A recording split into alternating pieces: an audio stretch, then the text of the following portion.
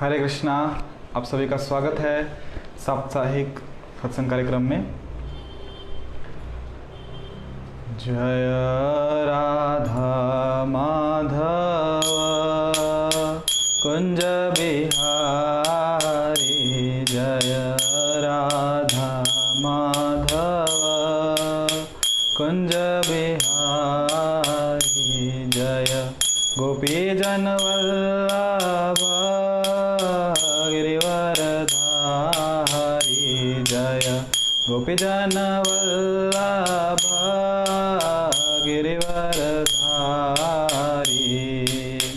यशोदानंदन व्रज जन रंजन, यशोदानंदन व्रज जन रंजन, यमुना तीरा वनचारी, यमुना तीरा वनचारी, जय राधा माधव कुंज बिहारी, जय राधा माधव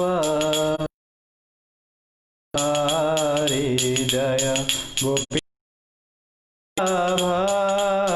गिरिवरधारी, जय गोपी जन वल्लभ गिरिवरधारी,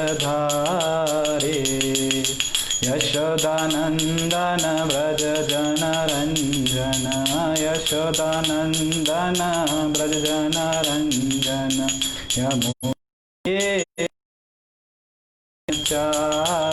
यमुना तीरा वन, जय माधव कुंज बिहारी, जय राधा माधव कुंज बिहारी।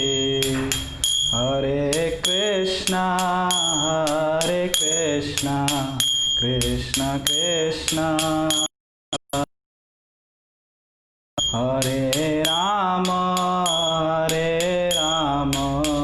राम राम हरे हरे, हरे कृष्णा कृष्ण कृष्ण हरे हरे, हरे राम राम राम हरे हरे,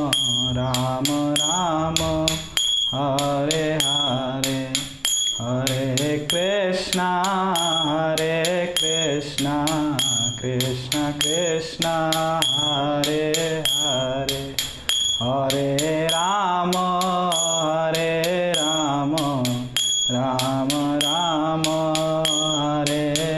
हरे, हरे कृष्णा कृष्ण कृष्ण हरे हरे, हरे राम राम राम हरे हरे, हरे कृष्णा कृष्ण कृष्ण हरे हरे, हरे राम राम राम हरे हरे, हरे कृष्णा कृष्ण कृष्ण हरे हरे, हरे राम राम राम हरे हरे, हरे कृष्णा कृष्ण कृष्ण हरे हरे, हरे राम राम राम हरे हरे, हरे कृष्णा कृष्ण कृष्ण हरे हरे, हरे राम राम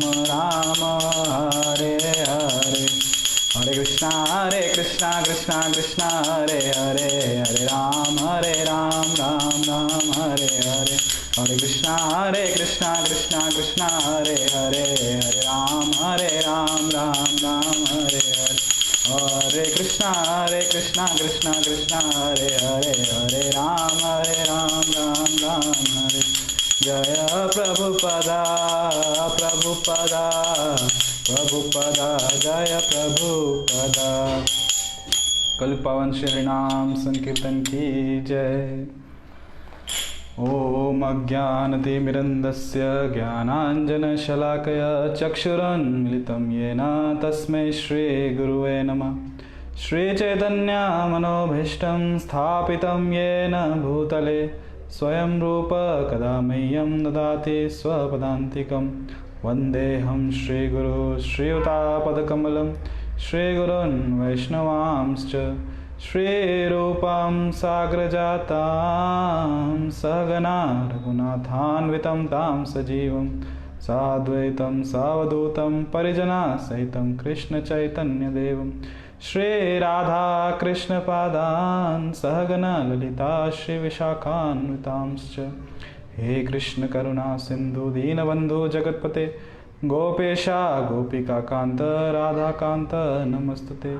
तप्त कांचन गौरांगी राधे वृंदावनेश्वरी वृषभानुसुते देवी प्रणमामि हरिप्रिये। नमो विष्णुपादाय कृष्णपृष्ठाय भूतले श्रीमते भक्तिवेदांत स्वामी निति नामिने। नमस्ते सारस्वते देवे गौरवाणी प्रचारिणे निर्विशेष शून्यवादी पाश्चात्य देश तारिणे। वंशाकल्पतरुभ्यश्च कृपा सिन्धुभैव च पतितानां पावनेभ्यो वैष्णवेभ्यो नमो नमः। श्रीकृष्ण चैतन्य प्रभु नित्यानंद श्री अद्वैत गदाधर श्रीवासादि गौर भक्तवृंद। हरे कृष्णा कृष्णा कृष्णा हरे हरे हरे राम राम राम हरे हरे।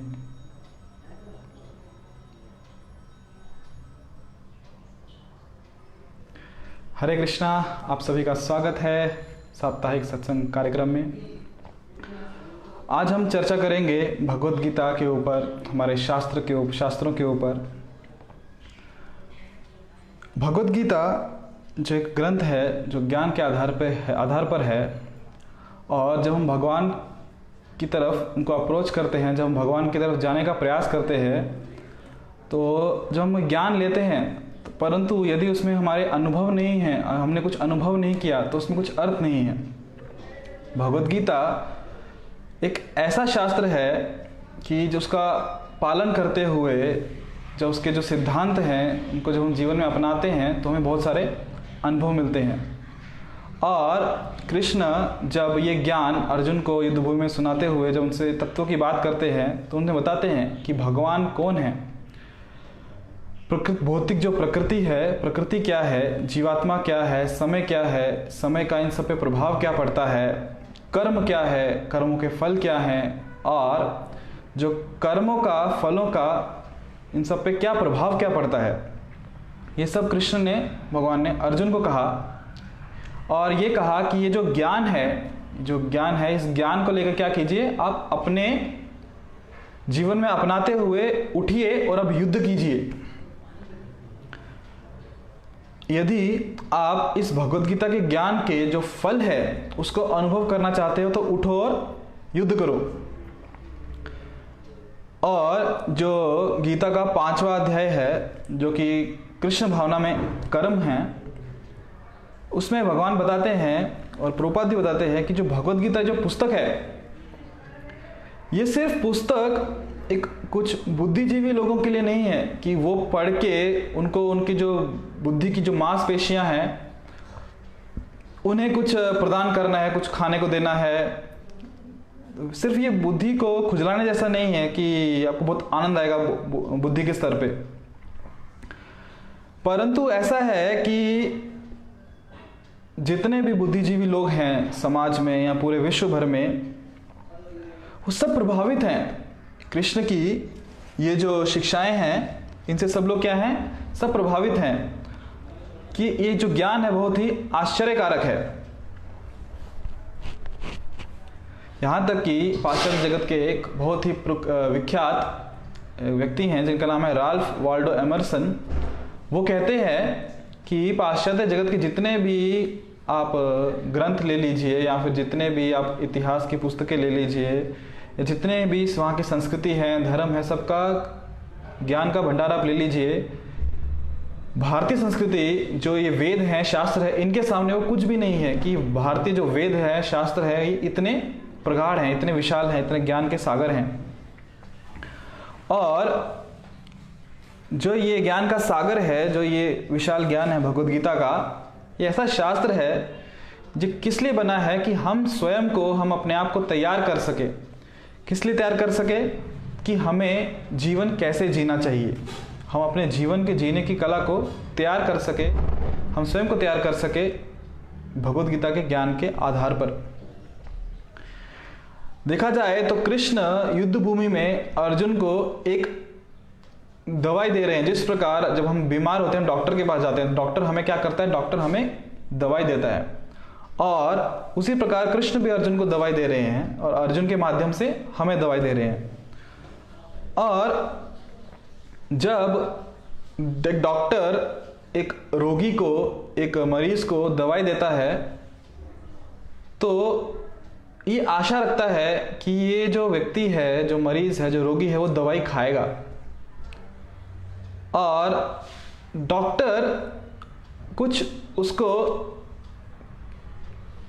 कन्विंस करता है कि दवाई तुम्हारे लिए फायदेमंद है। अभी जो ये मरीज है, जो ये रोगी व्यक्ति है, उसको टेक्निकली समझने की आवश्यकता नहीं है कि ये जो दवाई है, ये जब अंदर जाएगी, इसका केमिकल फार्मूला क्या है, अंदर जाके क्या कार्य करेगी, इससे मुझे क्या क्या फायदा होगा, टेक्निकली उसको कुछ जानने की आवश्यकता नहीं है। वो ज्ञान उसके कुछ काम नहीं आएगा। बस उसको ये विश्वास चाहिए कि ये जो दवाई है, ये मैं खाऊंगा, ये मेरे फायदे के लिए है। और सिर्फ एक ज्ञान चाहिए कि दवाई क्या है, मेरे फायदे के लिए है। और ये ज्ञान एक सबसे बड़ी जरूरत है जो एक रोगी व्यक्ति जब किसी डॉक्टर के पास जाता है, उसको विश्वास होना चाहिए और वो उसको ये समझना चाहिए कि ये चीज मुझे फायदा देगी। अगर हमें पता नहीं है कि जो चीज मैं ग्रहण कर रहा हूं, जो दवाई मैं ग्रहण कर रहा हूं, मेरे फायदे की है कि नहीं, और हमने कुछ गलत दवाई ले ली, कुछ गलत चीज खा ली, तो हमारी मृत्यु भी हो सकती है। वैसे ही जो जितने भी बुद्धिजीवी लोग हैं, बहुत सारा उन्होंने ज्ञान इकट्ठा करके रखा है, और यदि उसका वो उपयोग नहीं कर रहे तो क्या हो जाएगा? वो व्यर्थ हो जाएगा। एक बार यदि हम समझ जाएं कि हमारा जो रोग है, क्योंकि हम डॉक्टर के पास गए हैं, हमें कुछ रोग है, हमें ये समझ में आना चाहिए कि हमारा रोग क्या है, उसकी रोग की प्रकृति क्या है और उसका इलाज क्या है। हमें रोग समझ आ जाए, हमें रोग क्या है, हमें रोग समझ आ चुका है, हमें उसकी दवा क्या है वो भी समझ में आ गई है। अभी हमें सिर्फ क्या करना है? वो दवा को ग्रहण करना है। नहीं तो जितना भी ज्ञान हमने एकत्रित किया है कि ये रोग है, हमें पता है हमें ये रोग है, हमें पता है इसकी ये दवा है, परंतु उसे हम अपने जीवन में अगर अपना नहीं रहे उस दवा को, तो वो हमारा जो ज्ञान है वो व्यर्थ है। उदाहरणार्थ, यदि मान लीजिए हमें किसी गंतव्य स्थान पर जाना है और हमारे पास उस गंतव्य स्थान पर जाने के लिए बहुत अच्छे से रोड मैप भी है, जिसमें अच्छे से मार्किंग की है कि कहाँ क्या क्या है, और हमने उन कुछ जानकार व्यक्तियों को भी पूछ लिया। वो जानकार व्यक्ति जो उस गंतव्य स्थान पे जहां हमको जाना है वहां से जाके आए हैं, उन्हें मार्ग पता है, हमें उनको भी पूछ लिया कि यह रास्ता कहाँ, कैसे कैसे जाएंगे हम वहां पे। ये सब जानकारी होते हुए भी ये जानकारी हमारे लिए तब तक लाभदायक नहीं है जब तक हम स्वयं रास्ते पे आके उस मार्ग पे चलना प्रारंभ ना करें और मार्ग पे आने वाली समस्याओं का सामना ना करें। तब तक ये लाभ हमारे कुछ लाभ का नहीं है जब तक हम उस पर अप्लाई ना करें, उसे अपने जीवन में ना लाएं। भगवान कृष्ण गीता में कहते हैं कि बिना कार्य के, बिना एक्शन के कृष्ण भावना भावित होना संभव नहीं है। और जो ज्ञान का जब वर्णन करते हैं भगवान कहते हैं कि इस ज्ञान से श्रेष्ठ कुछ नहीं है। कौन सा ज्ञान? जो गीता में भगवान ने बताया है। परंतु ये जो ज्ञान है बहुत श्रेष्ठ है, पर इस ज्ञान को एक दिशा निर्देशन भी चाहिए, क्योंकि अगर ये ज्ञान दिशा निर्देशन में नहीं रहा, सही दिशा में नहीं गया, तो ये बहुत ही हानिकारक भी साबित हो सकता है। और जैसे कि हम उदाहरण देखेंगे,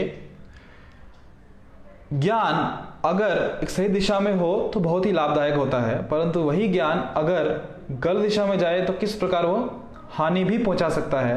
अगर उसे जो ज्ञान को जो व्यक्ति उपयोग कर रहा है उसकी बुद्धि में कुछ खोट है, उसकी बुद्धि में दोष है, तो वही ज्ञान जो लाभदायक है, पर अगर वो दोष बुद्धि से अपनाया जाए तो बहुत नुकसान देता है। उदाहरणार्थ आपने सबने नाम सुना होगा एडोल्फ हिटलर का। एडोल्फ हिटलर, आपको पता होगा, वो वेदों में बहुत विश्वास रखता था और वो ये जानता था कि विश्व भर में जितने भी शास्त्र हैं, जितने भी ज्ञान के भंडार हैं, जितने भी ज्ञान की पुस्तकें हैं, उनमें जो वेद हैं वो बहुत ही महत्वपूर्ण है, बहुत ही ज्ञान के अथाह सागर हैं। तो हिटलर जो था वो वेदों का विद्यार्थी था, उसके पास बहुत सारे पंडित थे, विद्वान थे, बुद्धिजीवी थे जो वेदों की स्टडी कर रहे थे, जो उसका अध्ययन कर रहे थे। परंतु वो अध्ययन का कारण क्या था, वो अध्ययन क्यों कर रहे थे?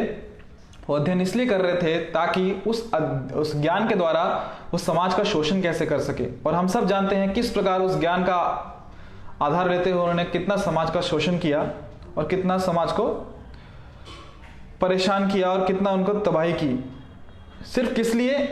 उनके खुद के लालची और स्वार्थ की इच्छाओं को पूरा करने के लिए। वैसे ही शास्त्रों में भी काफ़ी उदाहरण आते हैं, जैसे कि आप हमने देखा कितने सारे राक्षस हैं, असुर हैं, रावण है, कंस है, हिरण्यकशिपु, हिरण्याक्ष, कितने सारे राक्षस हैं। और ये जो असुर थे, इनको वेदों पे बहुत ही विश्वास था, ये इनका पूरा वेदों पे ये उसके अध्ययन करते थे। और इन वेदों पे जो उनका जो अध्ययन के आधार पे ही उन्होंने बहुत सारे क्या किए, अपना जीवन निर्वाह उन वेदों के ज्ञान के आधार पर करते थे। और उसी के आधार पर, वेदों के ज्ञान के आधार पर उन्होंने काफी सारी तपस्या की, उन्होंने यज्ञ किए। और परंतु ये सब तपस्या करके, ये सब यज्ञ करके उनका जो उद्देश्य था वो कहता दुष्ट था। तो इस दूषित उद्देश्य के कारण उस ज्ञान का, जो कि सबके लिए, सबके लाभ के लिए ज्ञान है, उन्होंने उसी ज्ञान को सबकी हानि के लिए उपयोग में किया। तो ये ज्ञान सबके लिए क्या हो गया? परेशानी का कारण हो गया। पर ऐसा क्यों? ज्ञान क्यों सब तबाही का कारण हुआ? क्योंकि वो जो हिरण्याक्ष, हिरण्यकशिपु के जितने भी असुर थे, वो ये नहीं जानते थे कि वेदों का निष्कर्ष क्या है। क्योंकि ज्ञान ने क्या किया, उनके अहंकार को, उनके अभिमान को बढ़ा दिया और उससे क्या हुआ, वो लोग भ्रमित हो गए। ऐसा कैसे संभव है? इसलिए संभव है यदि, देखिए, दूध और केला ये बहुत ही पौष्टिक आहार है और यदि कोई व्यक्ति इसका ग्रहण करे तो उसमें शक्ति आती है। परंतु यदि हम दूध और केला एक सर्प को खिलाएं तो उससे क्या होगा? सर्प का जो विष है वो और बढ़ेगा और भी जहरीला हो जाएगा। वैसे ही एक दुष्ट व्यक्ति के हाथ में जब ज्ञान आता है तो वो ज्ञान बहुत ही विषैला हो जाता है और वो समाज को कष्ट, समाज को परेशानी पहुंचाने के लिए उसका उपयोग करता है वो व्यक्ति। जैसे कि उदाहरणार्थ, एक छोटा सा चोर है जिसके पास कुछ ज्ञान नहीं है, वो ज़्यादा से ज़्यादा क्या चुराएगा? किसी का पैसे चुरा लेगा, जेब काटेगा, 100-50, ज़्यादा 1000-2000 रुपये चुराएगा। परंतु ऐसा व्यक्ति जिसके पास ज्ञान है, टेक्नोलॉजी का ज्ञान है, कंप्यूटर सिस्टम का ज्ञान है, वो बैंक हैक करता है, अकाउंट हैक करता है, वो बहुत सारा धनराशि एक साथ चोरी करता है। और जितने भी हम स्कैम्स देखते हैं वो किसी साधारण व्यक्ति ने नहीं किए, वो पढ़े लिखे लोगों ने किए, जिनके पास ज्ञान था कि कैसे किया जाए। ज्ञान था परंतु दिशा निर्देशन नहीं था, और वही ज्ञान उन्होंने दूसरों को हानि पहुंचाने के लिए उपयोग में लाया। सो जो ज्ञान है ये व्यर्थ है अगर हम उसको सही दिशा में से उपयोग में ना लाए तो, और सही उद्देश्य से ना उसका उपयोग करें तो ज्ञान व्यर्थ है। और अगर हम उसे सही दिशा में उपयोग ना करें और सही कारणों के कारण उपयोग ना करें तो यही ज्ञान बहुत ही खतरनाक है मानवता के लिए। परंतु यदि हम इस ज्ञान को भगवान श्री कृष्ण की इच्छा अनुसार इसका उपयोग करें तो इससे श्रेष्ठ और इससे लाभकारी, समाज में समृद्धि और समाज में भगवत प्रेम लाने से बढ़कर इससे अच्छा उपाय कुछ नहीं है इस ज्ञान से। भगवद गीता में भगवान कृष्ण कहते हैं, तद्विधि प्रणिपातेन परिप्रश्नेन सेवया, कि यदि तुम्हें सत्य के बारे में जानना है, तुम्हें भगवान के बारे में जानना है, तो क्या करो? ऐसा नहीं कहा कि तुम जाके शास्त्र पढ़ो, कहा है एक प्रमाणिक गुरु के आश्रय में जाओ और गुरु के आश्रय में जाके उनसे नम्रता पूर्वक प्रश्न पूछो और उनकी सेवा करो। और जब आप नम्रता पूर्वक गुरु की सेवा करेंगे, उन्हें प्रश्न पूछेंगे, तो क्या होगा? उन्हें सेवा करते हुए उन्हें प्रश्न पूछेंगे तो गुरु जो कि आत्म साक्षात्कारी हैं, वो आपको ज्ञान देंगे। क्यों? क्योंकि वो जो गुरु हैं, उन्होंने ज्ञान का साक्षात्कार किया है, उन्होंने उस सत्य का अनुभव किया है, इसलिए वो ज्ञान आपको वो दे सकते हैं। और ये जो आत्म साक्षात्कारी पुरुष हैं, जो आत्म साक्षात्कारी व्यक्ति हैं, ये क्यों ज्ञान दे सकते हैं? क्योंकि ये वही चीज बोलते हैं जो कि शास्त्रों में दिया है। ये 3 प्रमाण हैं, गुरु, शास्त्र और साधु। और जो गुरु हैं वो वही बोलते हैं जो कि शास्त्र में दिया हुआ है और महान संतों ने, महान साधुओं ने जिसे प्रमाणित किया है कि वो सही है।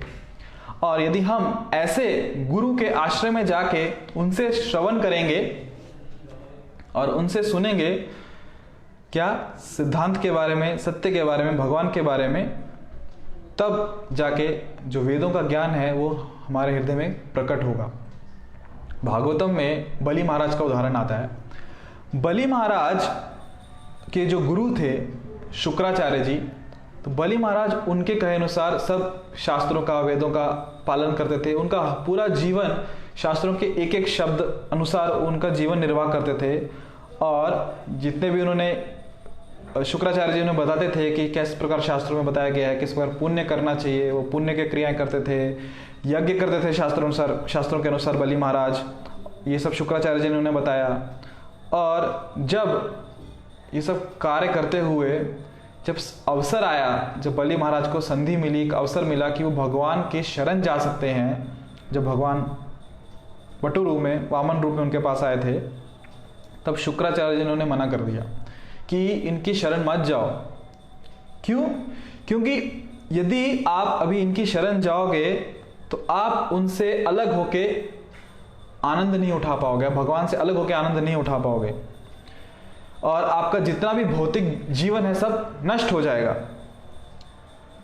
ये हमने काफी बार सुना है कि लोग बोलते हैं कि आप हरे कृष्णा में जा रहे हो, आप मंदिर जा रहे हो, अभी आपका भौतिक जीवन का क्या होगा। तो बलि महाराज के जो गुरु हैं शुक्राचार्य, वो भी यही कहते हैं कि आप इनकी शरण मत जाओ, नहीं तो आपका भौतिक जीवन नष्ट हो जाएगा, ये आपसे सब कुछ छीन लेंगे। तो बलि महाराज उन्हें कहते हैं, आप मेरे गुरु हैं, आपने मुझे बताया कि किस प्रकार शास्त्रों के शब्दों के अनुसार, शास्त्रों के आज्ञा अनुसार किस प्रकार जीवन निर्वाह करना चाहिए, किस प्रकार जीवन जीना चाहिए। परंतु जो शास्त्रों का निष्कर्ष है, जो वेदों का निष्कर्ष है कि भगवान की शरण जाना, वो आप मुझे नहीं बता रहे हो, और वो शरण जाने से आप मुझे रोक रहे हो, इसलिए आप नहीं हो। और वो अपने गुरु शुक्राचार्य जी का क्या कर देते हैं? त्याग कर देते हैं। और ये भगवत गीता में भगवान श्री कृष्ण अर्जुन को कहते हैं, जो कि गीता का सार है, सब शास्त्रों का सार है, क्या कहते हैं? सर्वधर्मान परित्यज्य माम एकम शरणम व्रज, कि सब जितने भी प्रकार के धर्म हैं उनका त्याग कर दो, मेरी शरण में आओ। ऐसा भगवान कृष्ण किसको कहते हैं? अर्जुन को कहते हैं।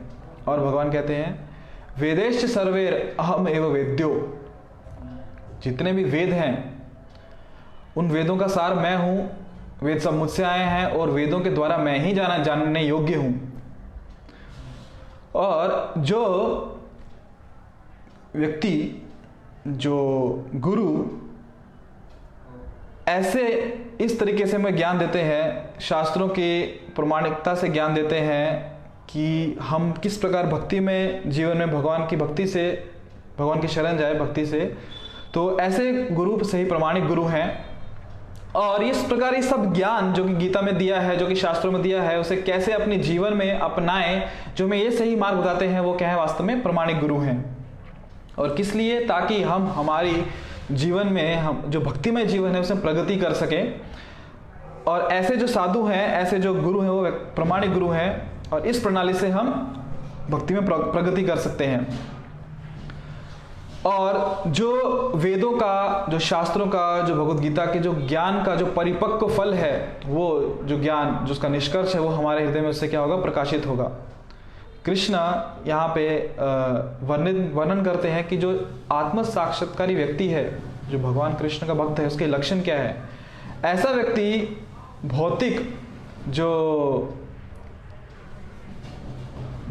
अर्थात कि भौतिक तरीके से कभी भगवान को अप्रोच नहीं करता, भौतिक तरीके से कभी भगवान के पास नहीं जाता, भौतिक अभिलाषाओं से भगवान के पास नहीं जाता, और वो कभी भी भौतिक परिस्थितियों में जब भी कुछ हलचल होती है उससे विचलित नहीं होता और हमेशा भगवान में स्थित रहता है और आनंद का अनुभव करता है और आत्म सुख का आनंद करता है।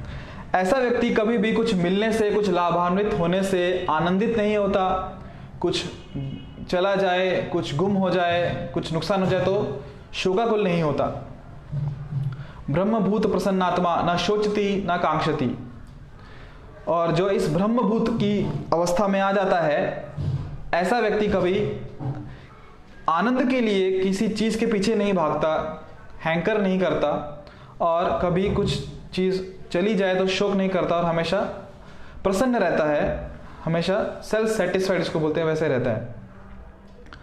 और क्योंकि आत्मा का स्वभाव है कि सत चित आनंद, आत्मा हमेशा आनंदित है, और इसीलिए क्योंकि आत्मा आनंदित है तो जो आत्म साक्षात्कारी व्यक्ति है वो भी हमेशा क्या रहता है, आनंदित रहता है। और जो व्यक्ति आत्म सुख में नहीं है, एक भौतिक बद्ध जीवात्मा, वो व्यक्ति जो आत्मा में, अंतरात्मा में आनंद नहीं ले रहा और आनंद के लिए बाहर ढूंढ रहा है, इंद्रिय तृप्ति करके आनंद ढूंढ रहा है, ऐसा व्यक्ति क्या होता है, वो उस क्षणिक सुख में लग जाता है और अल्टीमेटली अंततः वो फ्रस्ट्रेट हो जाता है, एकदम निराश हो जाता है, क्योंकि उसमें उसको आनंद नहीं मिलता। और जो बुद्धिमान व्यक्ति है वो कहाँ आनंद लेता है, वो आत्मा में आनंद लेता है। और जो मूढ़ व्यक्ति है, जिसे मूर्ख भी कहते हैं, वो इंद्रिय तृप्ति में आनंद लेता है, जहां पे अंततः उसे आनंद नहीं मिलता। और परंतु ये जो आनंद का खजाना है, जो कि एकदम बहुत ही, इसको बोलते हैं अनलिमिटेड, व्यापक आनंद का खजाना है, जो आनंद का खजाना जो हमारे भीतर है, उसमें जो रमन करता है वो कभी भी जो बाहर की अचल विचल है, जो परिस्थितियों में बदलाव आते हैं, उससे विचलित नहीं होता। और ऐसा व्यक्ति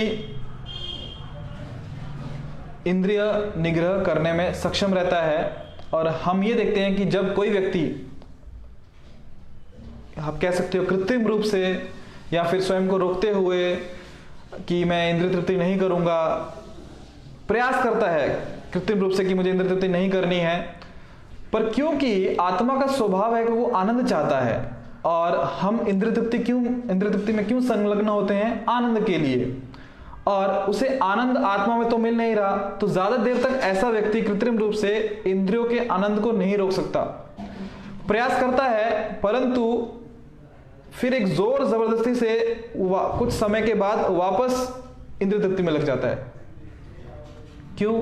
वो ऐसा फेल क्यों हो गया इंद्रिय निग्रह करने में? क्योंकि आत्मा का स्वभाव है, उसको आनंद चाहिए, और यदि हम अंदर आनंद नहीं लेंगे तो इंद्रिय बाहर आनंद ढूंढेंगी, हम आर्टिफिशियली नहीं कर सकते। तो इसलिए हमें प्रयास करना चाहिए कि हम आत्मा में आनंद ढूंढें, आत्म सुख में रहें। और क्योंकि हम आनंद का त्याग नहीं कर सकते कि नहीं मुझे आनंद नहीं चाहिए, क्योंकि वो हमारा स्वरूप है।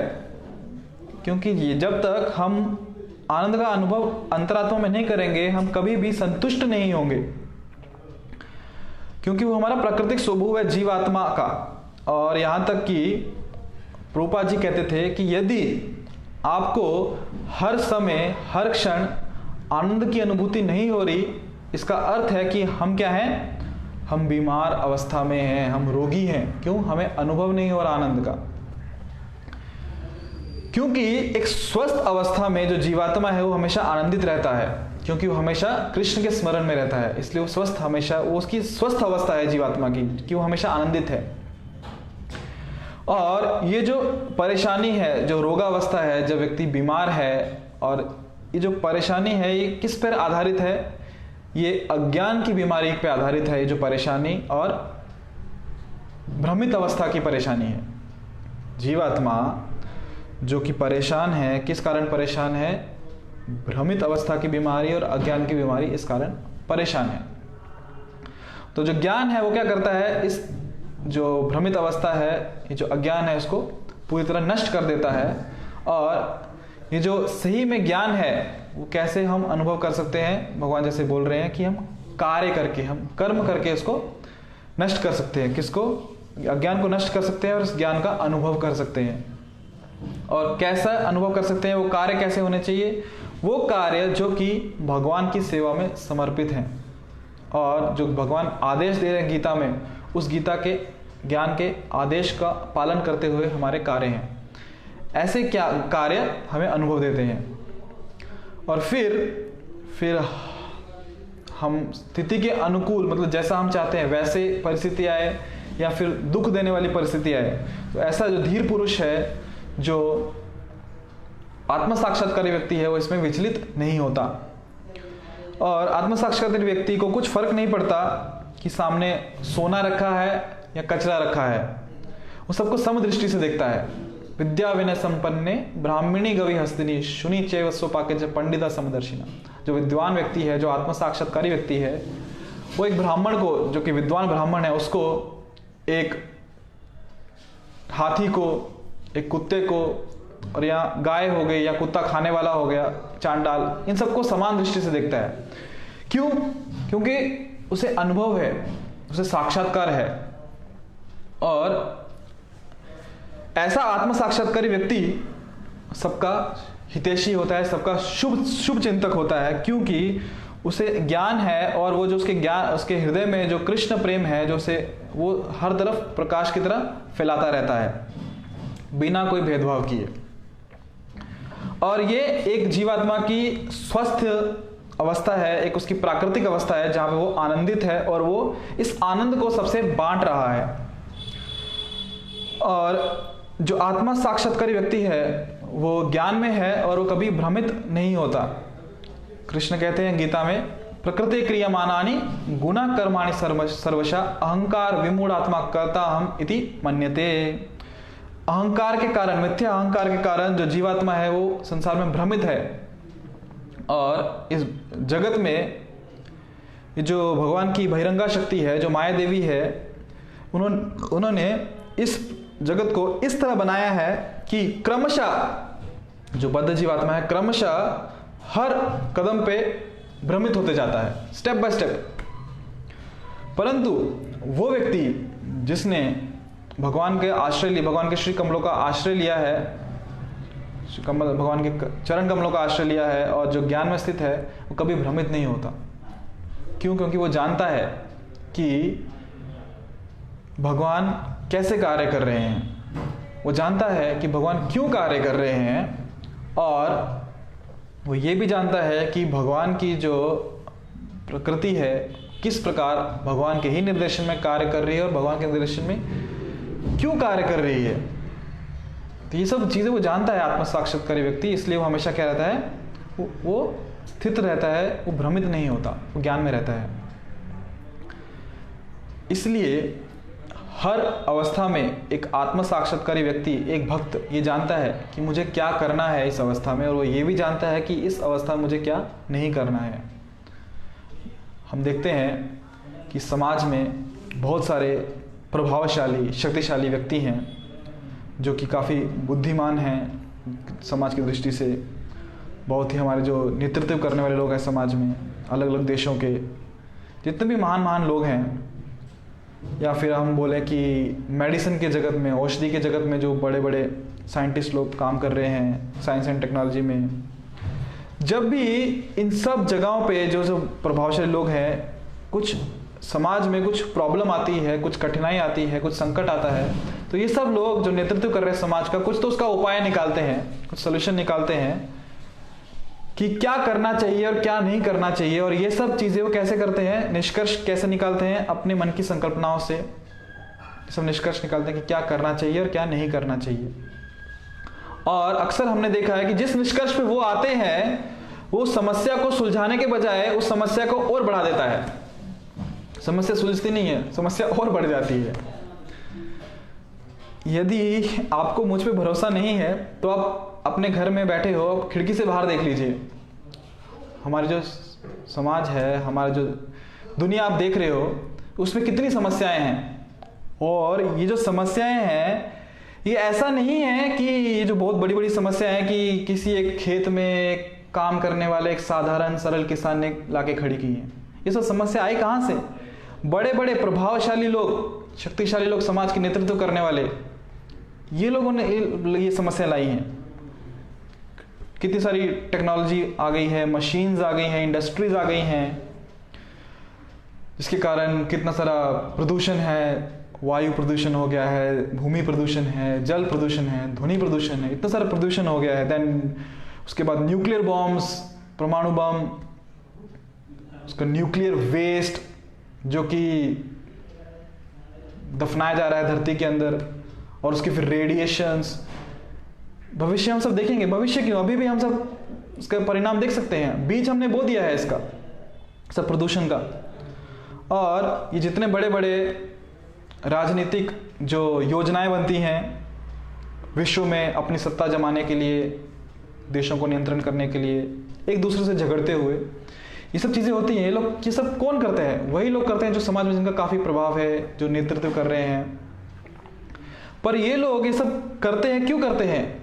क्यों? क्योंकि सब लोग भ्रमित हैं। कोई जानता नहीं है कि ज्ञान क्या है। सब लोग समस्या को सुलझाने का प्रयास करते हैं, परंतु उस समस्या सुलझने के बजाय और बढ़ जाती है और बड़ी समस्या हो जाती है। उदाहरणार्थ, जब चर्चा होती है, कोई कोई लोग बोलते हैं कि आप कैसे कह सकते हो कि समस्या सुलझने के बजाय बढ़ गई? पहले के ज़माने में जो टीबी रोग है, ट्यूबरक्लोसिस, उसकी दवा नहीं थी। कितने लोग उससे बीमारी से मर जाते थे, परंतु आज विज्ञान ने उस बीमारी का इलाज निकाल लिया है। और इस बीमारी से लोग अभी उतने नहीं मर रहे हैं, लोग बच रहे हैं। परंतु हाँ, हम मानते हैं कि हाँ, विज्ञान ने प्रगति की और ट्यूबरक्लोसिस नाम की बीमारी का इलाज निकाल लिया। परंतु उसके बाद भी कितनी बीमारियां आई, एड्स है, कैंसर है, अभी कोविड-19 है, तो लोग मर रहे हैं। और ये सब जितनी भी बीमारियां हैं ना, ये किस कारण है? एक अप्राकृतिक जीवन शैली के कारण आई है। क्यों? क्योंकि सब लोग भ्रमित हैं, लोग ज्ञान का पालन नहीं कर रहे। जो प्रदूषण आज, सिर्फ एक, अगर हम वायु प्रदूषण की बात करें तो इतना वायु प्रदूषण है समाज में कि आप चाहो या ना चाहो, आप धूम्रपान कर रहे हो, you are smoking a cigarette, और जबरदस्ती से आप धूम्रपान कर रहे हो, और जो कि किसका कारण बनेगा आगे चल के? लंग कैंसर जैसी बीमारी का कारण बन सकता है। तो ये सब कहाँ से आया है? हाँ, विज्ञान की दृष्टि से हम बहुत प्रगति कर रहे हैं, परंतु सब भ्रमित है। विज्ञान में कुछ गलती नहीं है, साइंस एंड टेक्नोलॉजी में कुछ दोष नहीं है, टेक्नोलॉजी में दोष नहीं है, बट जो दोष है, जो गलती है, वो कहाँ पे है? वो अज्ञान में है। जितने भी समाज में नेतृत्व करने वाले लोग हैं, सब क्या है? भ्रमित हैं।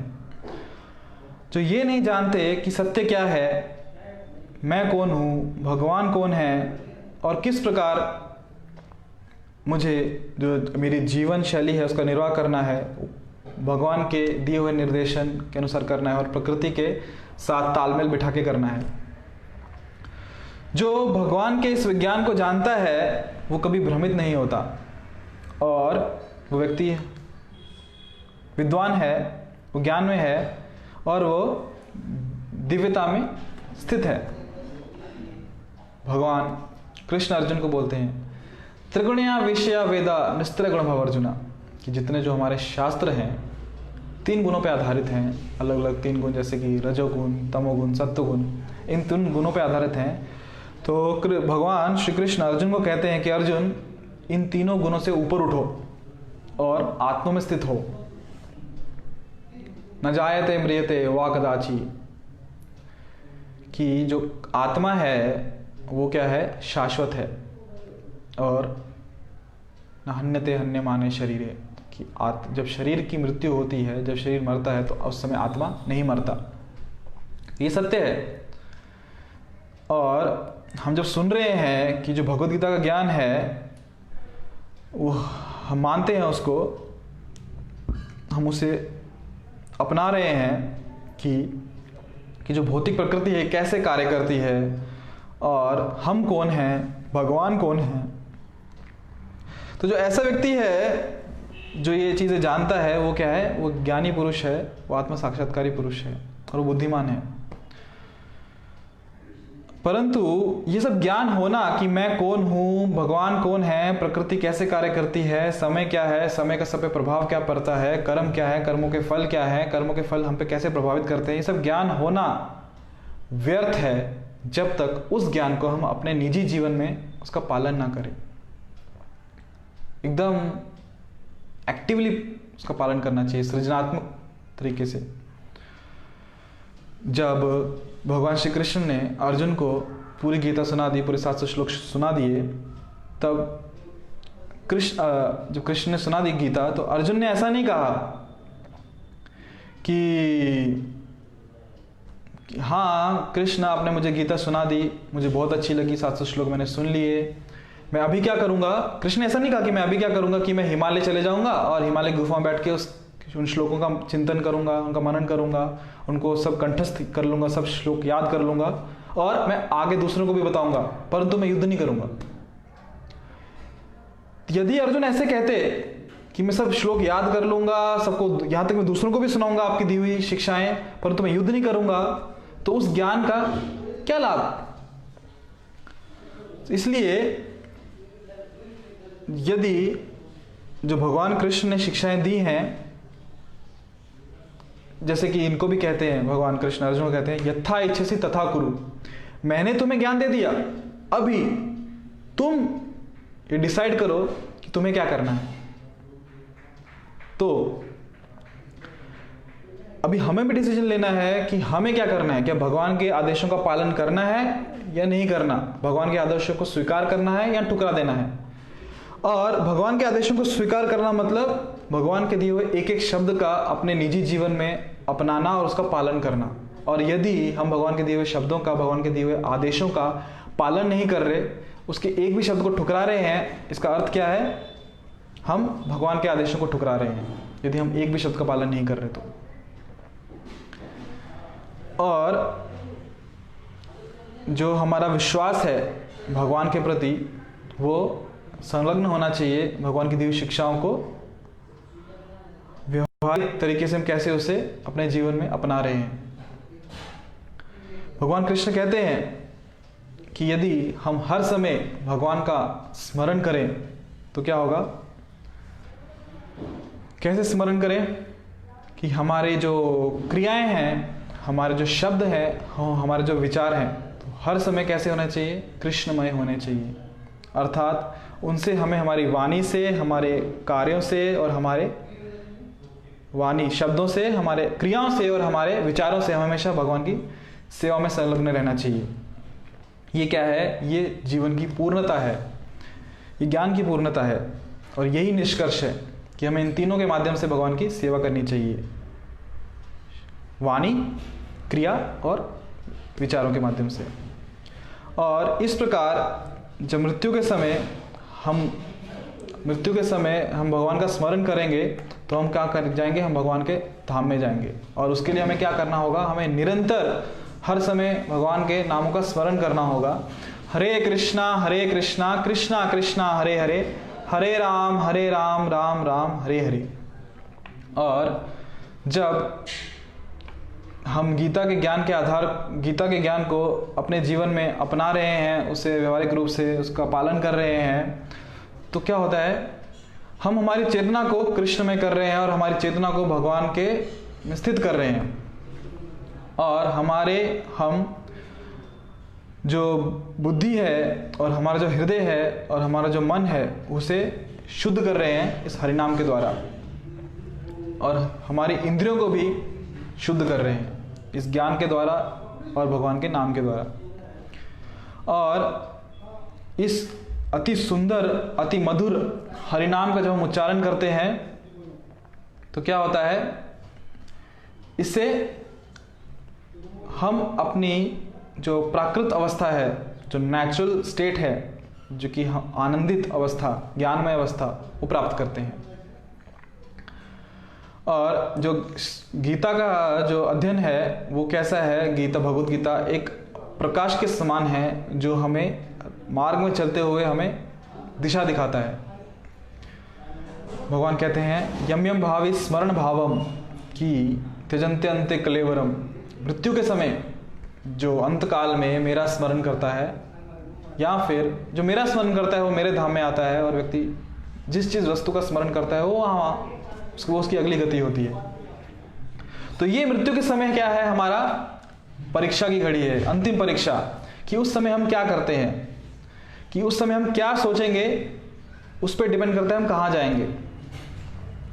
कुछ दिनों पहले ही एक व्यक्ति हमें पूछ रहे थे कि भगवान ने कहा कि मृत्यु के समय आप मेरा स्मरण करो, आप मेरे धाम में आओगे, तो बहुत गलत किया भगवान ने, क्योंकि एक व्यक्ति जीवन भर पाप कृत्य कर सकता है और बोलेगा कि मैं मृत्यु के समय भगवान का नाम स्मरण करूंगा और वो तो फायदा लेके जाएगा। तो नहीं, ऐसा नहीं है, क्योंकि मृत्यु के समय वही चीज़ याद आएगी, वही वस्तु याद आएगी जो हमने जीवन भर इसका अभ्यास किया है, हमने अनुभव किया है, हमने निजी जीवन में देखा है कि जब व्यक्ति मृत्युशैया पर होता है और उसने अगर यदि जीवन भर भगवान का नाम स्मरण नहीं किया तो उसे कितना भी बताया जाए कि अब भगवान का नाम लो, उसके जीवा पे भगवान का नाम नहीं आता।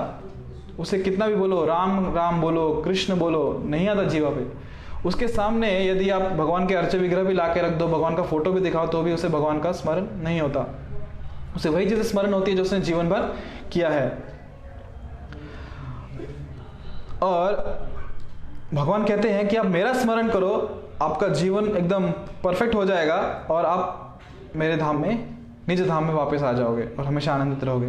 तो ये क्या है, ज्ञान का निष्कर्ष है, ये शास्त्रों का निष्कर्ष है कि हमेशा हम भगवान का स्मरण करते रहें और हमेशा भगवान की सेवा में संलग्न रहें। तो जैसे जब भी हम भगवान का नाम स्मरण करते हैं, जब हम भगवान का नाम स्मरण करते हैं, भक्तों का संग करते हैं और हर रोज़ भगवान के आदेशों को सुनते हुए अपने बुद्धि को स्नान करवाते हैं उससे और शुद्ध करते हैं उसको, तो ये जो तीन चीज़ें हैं ये बहुत ही साधारण प्रणाली है, परंतु इससे क्या होता है, ये हमें हमारे जीवन को एकदम परिपक्वता तक लेके जाता है। जैसे कि क्या चीज़ें बोली हमने, भगवान का नाम स्मरण, भगवान का नाम जप एक, और भगवान के भक्तों का संग और भगवान के आदेशों का पालन। ये हमें, जब हम इसमें स्नान करते हैं तो इससे हमारा शुद्धिकरण होता है और इससे क्या होता है, ये योग की पूर्णता है, हम योग में स्थित होते हैं, अर्थात हम भगवान से हमारा संपर्क होता है इससे। क्योंकि जो योग है वो किसी आलसी व्यक्ति के लिए नहीं बना, और जो योग की प्रणाली है किसी ऐसे व्यक्ति के लिए नहीं बनी जो कि संसार से एकदम जो बहुत डरता है संसार में रहने से, उसको संसार से बाहर निकलना है, ब्रह्म ज्योति में लीन होना है, उसके लिए योग नहीं है। योग है भगवान से संपर्क करने के लिए, भगवान से जुड़ने के लिए, हरिनाम के द्वारा भक्तों के संग में आके हरिनाम लेना, भगवान के आदेशों का पालन करना, उनको अपनाना हमारे स्वयं के शुद्धिकरण के लिए। और जो सही में एक देखा जाए योग क्या है कि एक सृजनात्मक, एक एक्टिव तरीके से हम जीवन जिए सत्य का पालन करते हुए, सत्य अर्थात भगवान के आदेशों का पालन करते हुए, और भक्तिमय तरीके से, मतलब भगवान के प्रति भक्ति भाव से हम भगवान के आदेशों का पालन करें और उसमें अपनी भक्ति में प्रगति करते रहें।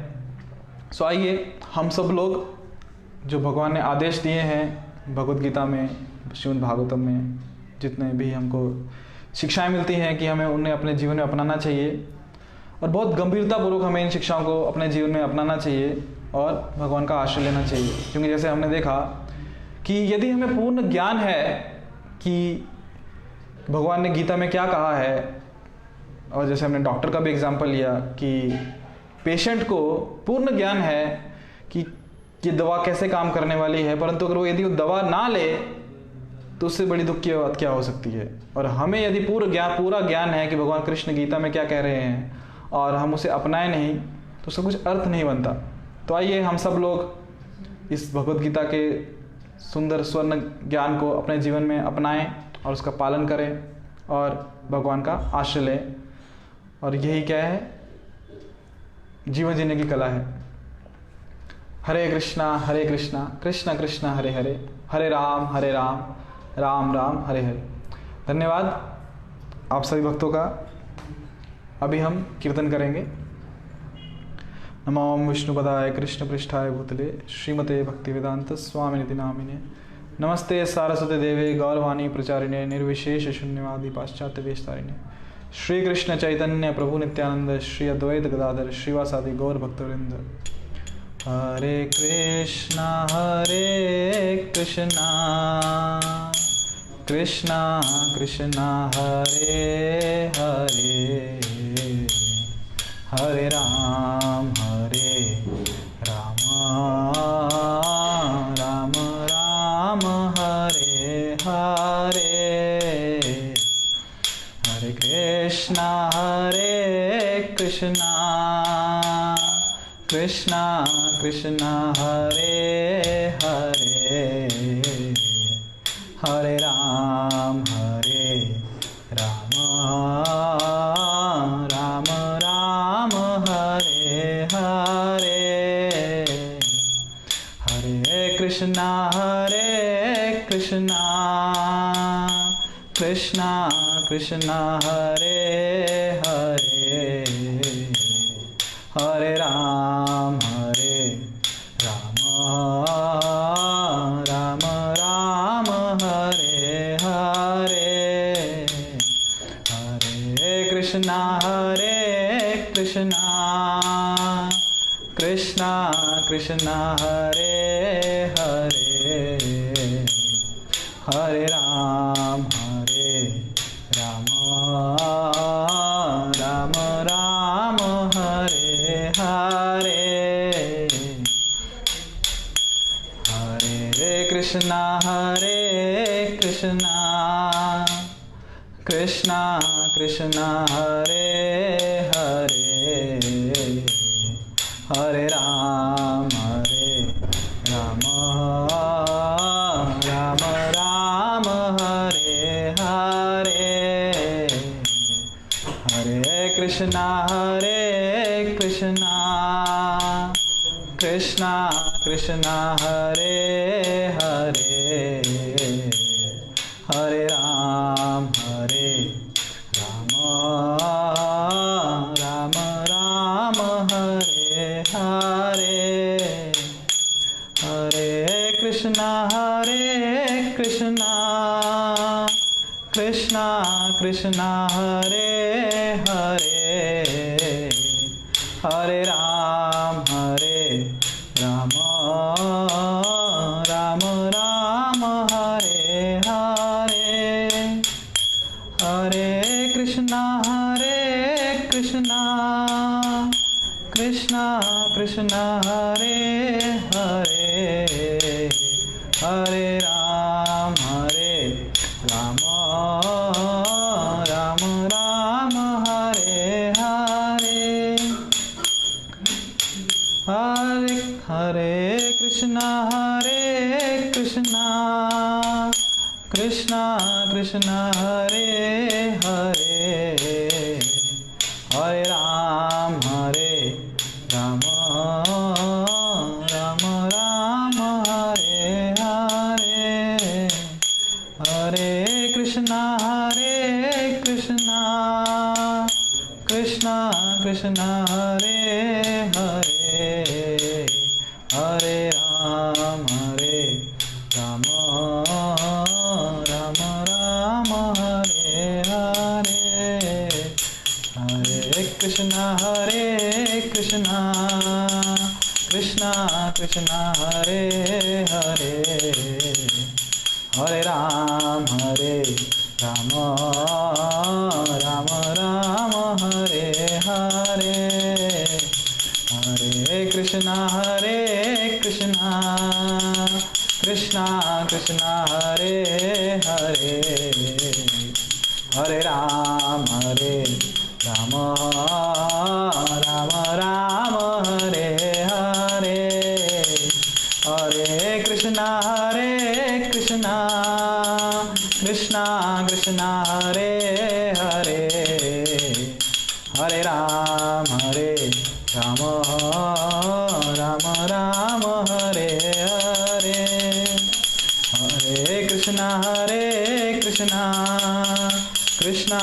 कृष्ण हरे हरे हरे राम राम राम हरे हरे हरे कृष्णा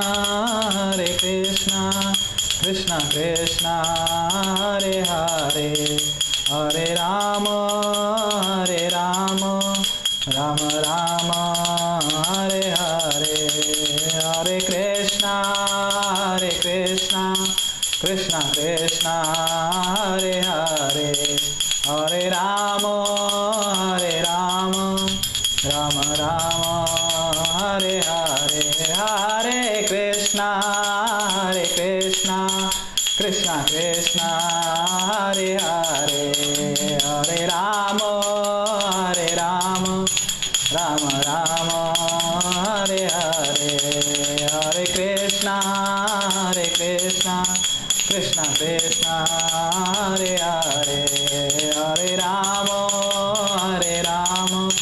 राम राम हरे हरे जय गौर निताय जय गौर निताय जय